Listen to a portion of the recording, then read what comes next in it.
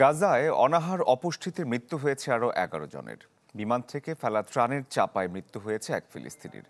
এদিকে লন্ডনে ফিলিস্তিনিপন্থী সংগঠনের সমর্থনে বিক্ষোভ থেকে অন্তত ৪৬৬ জনকে গ্রেপ্তার করেছে পুলিশ।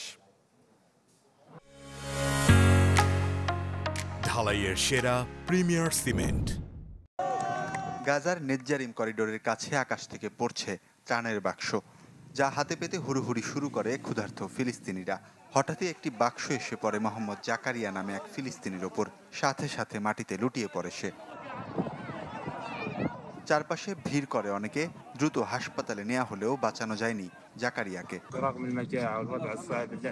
ক্ষুধার জন্য আমার ভাই সাহায্য আনতে গিয়েছিল, কিন্তু বিমান থেকে ফেলা ত্রাণের বাক্স সরাসরি তার উপর পড়ে এবং সে শহীদ হয়। ত্রাণ বিতরণের এমন পদ্ধতি নিয়ে আগে থেকেই সতর্ক করে আসছিল জাতিসংঘ সহ বিভিন্ন আন্তর্জাতিক সংস্থা। এই ঘটনার পর নতুন করে নিরাপত্তা নিয়ে উঠেছে প্রশ্ন। উপত্যকায় অনাহারে নতুন করে মৃত্যু হয়েছে আরও বেশ কয়েকজনের। এ নিয়ে নিহতের সংখ্যা পৌঁছেছে ২১২ জনে। এদিকে ৭ অক্টোবরের মধ্যে গাজা সিটি খালি করার নির্দেশ দিয়েছে আইডিএফ।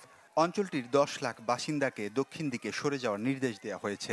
জায়নবাদীদের এমন নির্দেশনার নিন্দা জানিয়েছে আন্তর্জাতিক সম্প্রদায়। গাজা দখলের বিষয়ে ইসরায়েলের সিদ্ধান্তকে সম্পূর্ণ অগ্রহণযোগ্য বলে জানিয়েছেন তুরস্কের প্রেসিডেন্ট রিসেপ তাইয়েপ এরদোয়ান। যুক্তরাজ্যে প্যালেস্টাইন অ্যাকশন নামে পরিচিত একটি ফিলিস্তিনপন্থী সংগঠনের সমর্থনে বিক্ষোভ থেকে অন্তত ৪৬৬ জনকে গ্রেপ্তার করেছে পুলিশ। বিক্ষোভকারীদের ফিলিস্তিনের প্রতি সমর্থন জানিয়ে সাদা কালো স্কার্ফ পরে স্লোগান দিতে দেখা যায়। গেল মাসে সন্ত্রাস বিরোধী আইনের আওতায় প্যালেস্টাইন অ্যাকশনকে নিষিদ্ধ করেছিল ব্রিটিশ সরকার। নিষেধাজ্ঞা অনুযায়ী এখন থেকে সংগঠনটির সদস্য হওয়া কিংবা প্রকাশ্যে সমর্থন জানানো অপরাধ হিসেবে গণ্য হবে, যার সর্বোচ্চ শাস্তি ১৪ বছরের কারাদণ্ড এবং জরিমানা। ওয়ালিউল্লাহ ফারুক, চ্যানেল 24।